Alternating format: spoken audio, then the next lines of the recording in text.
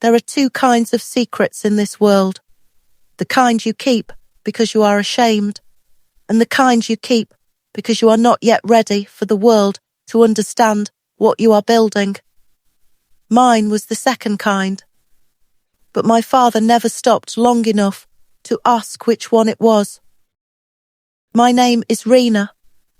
I am 29 years old, and for nearly 2 years I woke up at 5:30 every morning, put on a blue apron, drove a second-hand car to a commercial kitchen on the edge of the city, and spent 8 hours cooking, packaging, and delivering homemade meals to elderly clients across 4 neighbourhoods. To anyone watching from the outside, and my father was always watching, always judging it looked like failure with an apron on. My father, Suresh, is a man who measures worth in titles.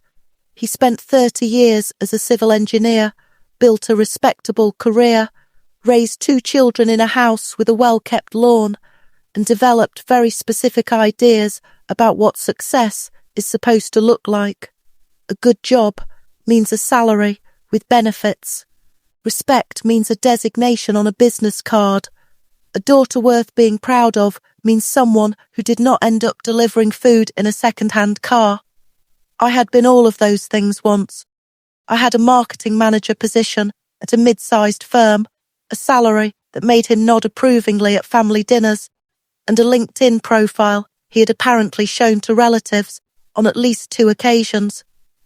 Then I left. Not because I failed, because I had an idea so specific and so consuming that staying in that office felt like slowly disappearing. I wanted to build a meal service, not a restaurant, not a catering company, something more personal, a service that delivered freshly cooked, nutritionally tailored meals to elderly men and women living alone, people who had lost the ability or energy to cook for themselves, but still deserved food that tasted like someone cared about making it. I had researched the model for a year while still employed. I had spoken to nutritionists, social workers, and aged care coordinators. I had saved carefully, and when I was ready, I handed in my resignation and started building. I told my father I was doing some freelance work while figuring out my next step. He did not need to know the rest yet. The idea was still fragile, still finding its shape, and I knew with the particular certainty of someone who has watched their father's face during many difficult conversations that he would not respond to a dream. He would only respond to results. But the secret became harder to keep because my father lived 4 streets away, and his morning walk took him directly past the road where I loaded my car every single day.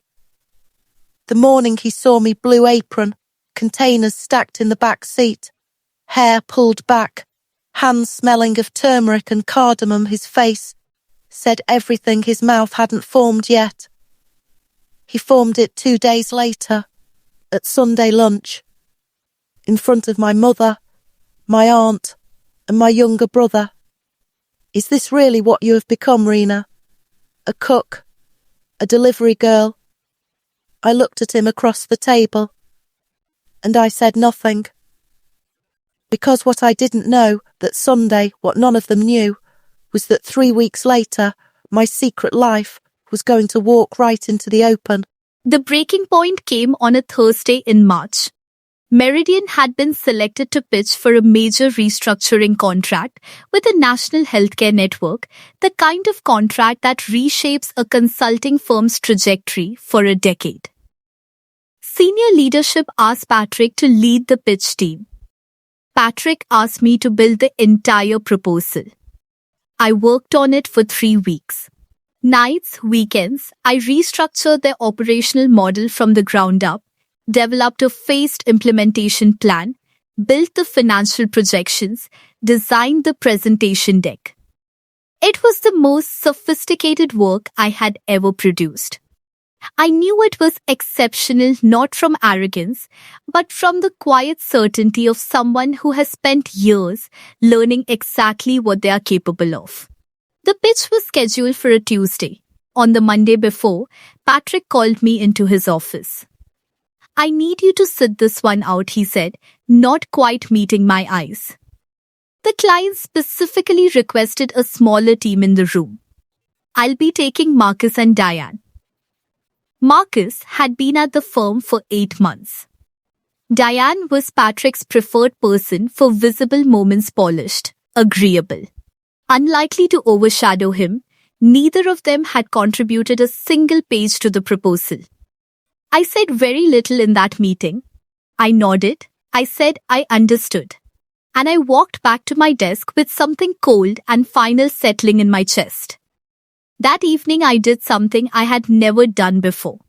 I kept copies of everything. Every draft, every version history, every email chain showing my involvement, every comment and revision I had made across 3 weeks of work.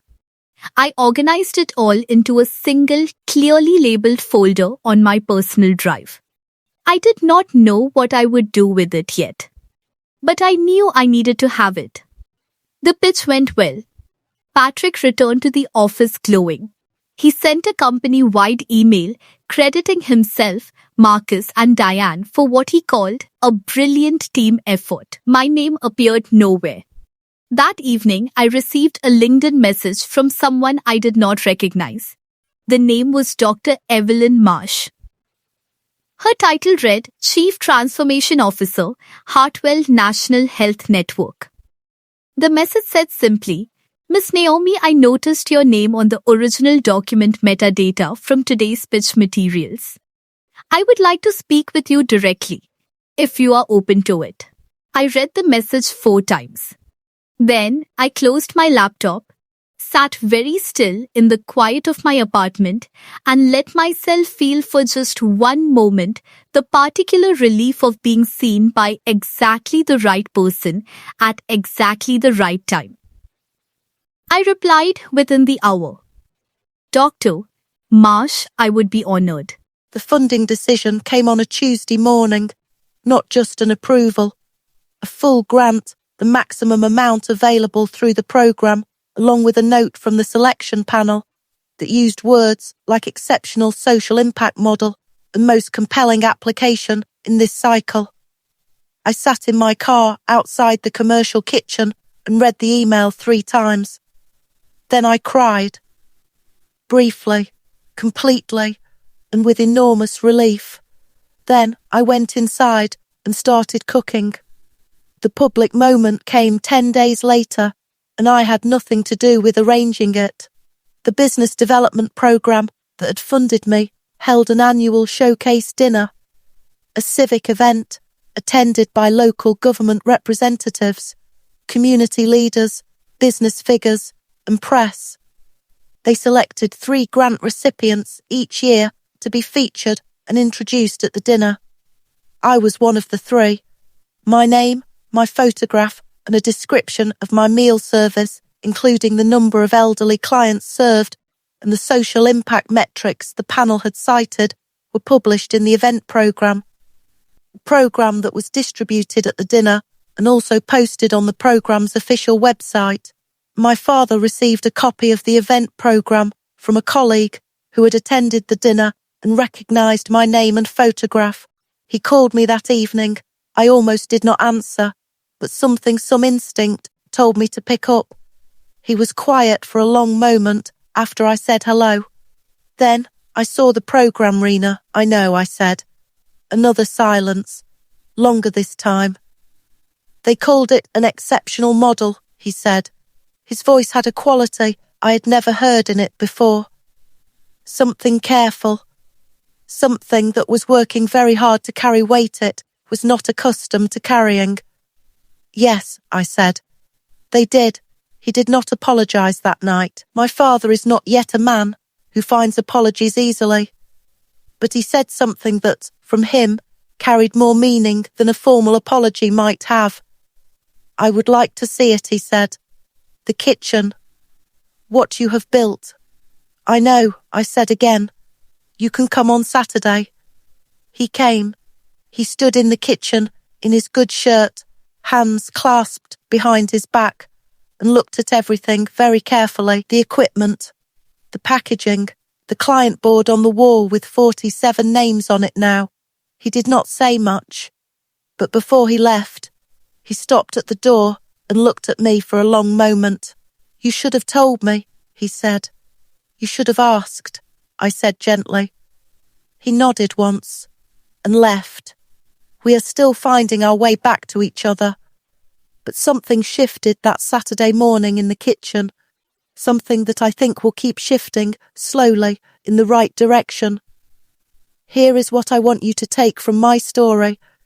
You do not owe anyone a preview of what you are building. You do not need permission to pursue something before it is finished. You do not need the loudest voice in your life to believe in you before you begin. Build it anyway, in the quiet, in the apron, in the second-hand car, because results do not need an introduction. They walk into the room and speak entirely for themselves.